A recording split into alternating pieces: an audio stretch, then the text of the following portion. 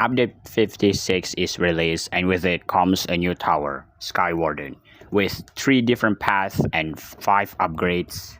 Starting with the top path, which is the wind upgrade that grants Skywarden the ability to blow back balloons, and also grant the tower to be able to split projectiles into multiple, and also grant other towers longer range instead of itself. The middle path Skywarden, which is the thunder upgrade that attracts nearby projectiles and be able to trigger lightning reactions from sharp and shatter damage, and can also stun Bloons and Moab up until ZOMG when stacking enough thunder combo after a certain amount of times. And lastly, the bottom path, which is the ice upgrade that grants Skywarden the ability to freeze balloons and also deal extra damage to them, as well as leaving ice explosions that can damage other balloons as well. And also with the tier 5 upgrade that grants itself bonus damage when popping Moab class balloons. So today I decided to put myself into a challenge. I'm gonna try 2 TC, which is 2 tower chimps, with Skywarden to see which combo works for this new tower. Now, just a little reminder that this is only part 1 of my Skywarden 2TC journey, as I'm not gonna go for bottom path, which is Winter's Mercy, in this video. So yeah, what you're about to see is just me using top path and middle path Skywarden. Now that's out of the way, we shall begin the challenge, and I hope you enjoy the video. To start off the run, I went for Skywarden with Dan the Monkey on Cubism.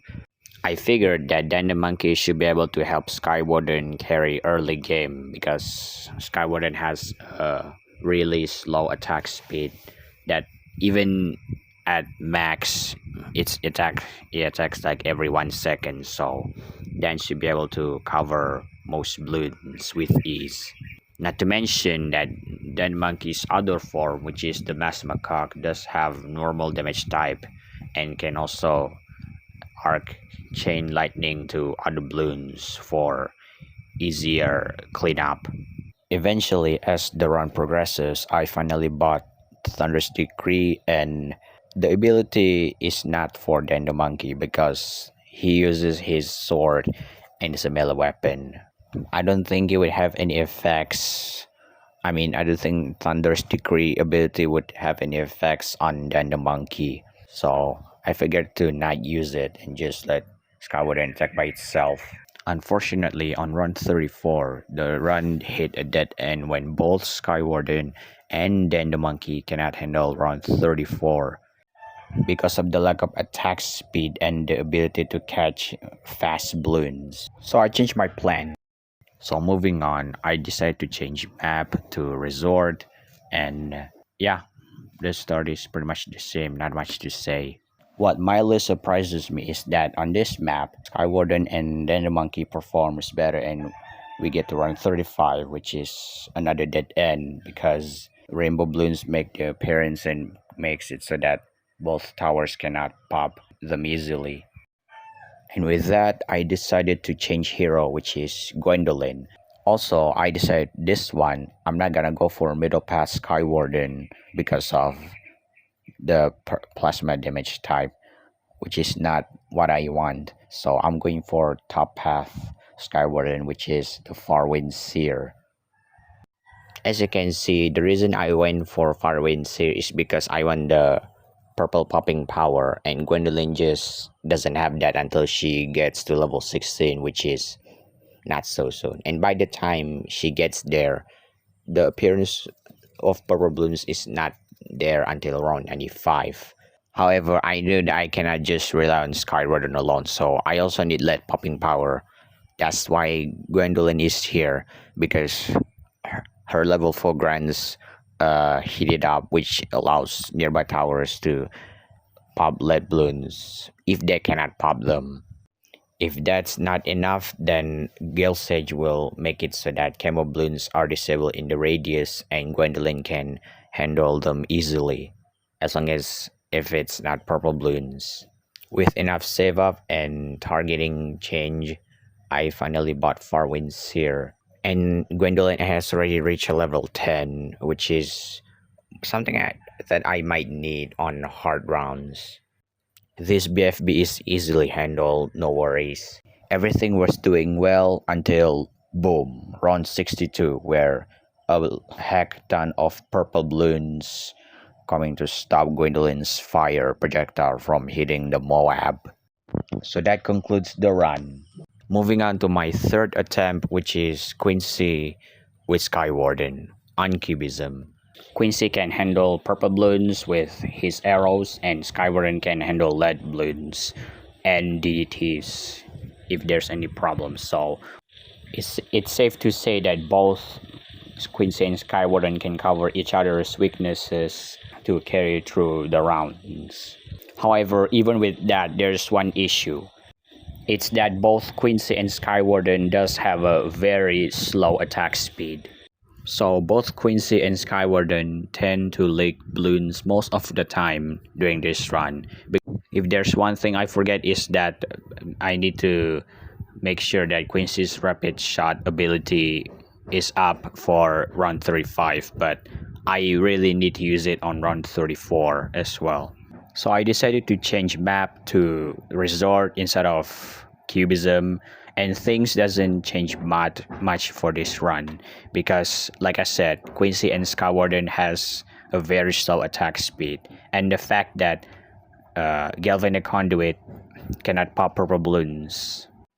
So I restarted the whole run because of how often I got stuck on run 35, because I want the ability to be available to handle the rainbow and black balloons and such. After a few attempts and some error by timing the ability right, I've made it to run 36, where it's another dead end for this 2TC combo. So I don't know what else to do other than to just time the ability right, which doesn't work either because of how short the duration is.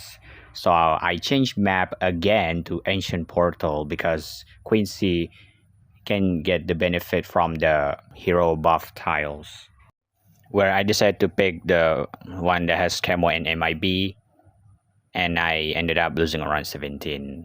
And then I decided to try Spa Pits with the same combo, but then again, not much to say for this run because it's literally the exact same thing, struggling on the same round with how slow Quincy and Skywarden's attack speed is. I guess I'm just putting myself into insanity, but trust me, there will be 2TC which is much more insane than this. That took me like more than 10 attempts or so. This is like one of those lazy 2TC challenge that I attempt to do, but it doesn't work because I keep losing and losing. At one point, I just give up, and that concludes the run for the bow duo, which is again Quincy and middle path Skywarden. With that, we move on to the next 2TC combo, which is Skywarden and Desperado. I decided to go for bottom path Desperado because he has AoE attack from his shotgun and the shrapnel, which allows for group balloons popping, which also has some extra mob damage, and Skywarden can just handle lead balloons thanks to the middle path Skywarden, which is Galvanic Conduit and Thunder's Decree. I don't see the point of using the ability for Desperado. I mean, sure, it has increased projectile speed, but I don't think that Ricochet would help that much. So Thunder's Decree is just there to pop lead balloons, and that's literally it. But for the tier 5 upgrade, which is the Stormwrath Archon, that's gonna help a ton in the late game. As you can see right now, things are going smoothly until round 59, where the Desperado and Skywarden are struggling to camo leads and ceramic balloons. But thanks to some targeting change, we made it to round 60, and then round 61 just stops us here. I thought that I could get past with only Avenger and Thunder's Decree, but no. So I decided it's time for the Desert Phantom. This guy's shotgun attack is just really that powerful. I guess the description is right. They said Desperado hits hard like a mind blast. Anyway, onto my next save up, which is the Stormwrath Archon that allows the Desert Phantom to also pop lead balloons. Kinda, in a way. Everything went smoothly, not much to say. So when I finally got Stormwrath Archon, I just spam the ability whenever I feel like it because it has such short cooldown. And also because it allows the Desert Phantom to be able to pop lead balloons and collect pops because the pops from the thunder goes to the tower that deals sharp and shatter damage, which is Desperado, and not towards Skywarden himself.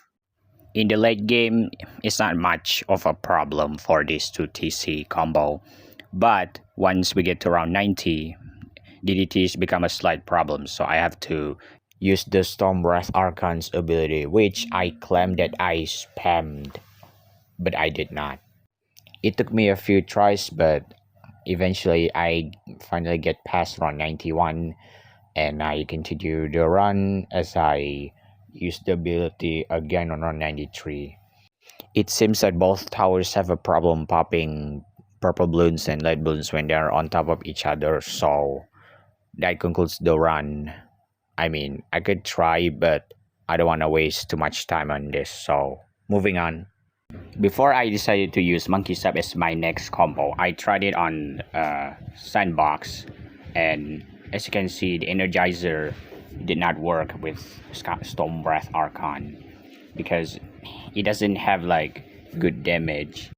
And with that, I switched to Preemptive Strike. Preemptive Strike does a lot better than Energizer, on round 95 at least. But I'm afraid that it cannot handle round 98 and 99, so I cancel my intention.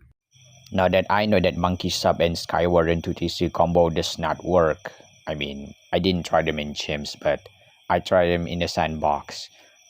We're moving on to the next combo, which is Elite Sniper and Stormwrath Archon. Right here, placement doesn't matter for Sniper Monkey because the bouncing bullet did not need any ricochet action because the bullet is already bouncing itself. I don't have much to say about the granting towers frozen balloon popping because it's useless here. So I just let the game play by itself, and once I have enough cash, I just bought the upgrade, going for Elite Sniper first before going for Stormwrath Archon because I need the lead popping power. Spot Pit's track is long enough for Elite Sniper to do most amount of damage, and same goes to Thunder's Decree to allow Moabs and Bloons to be stunned multiple times throughout the track.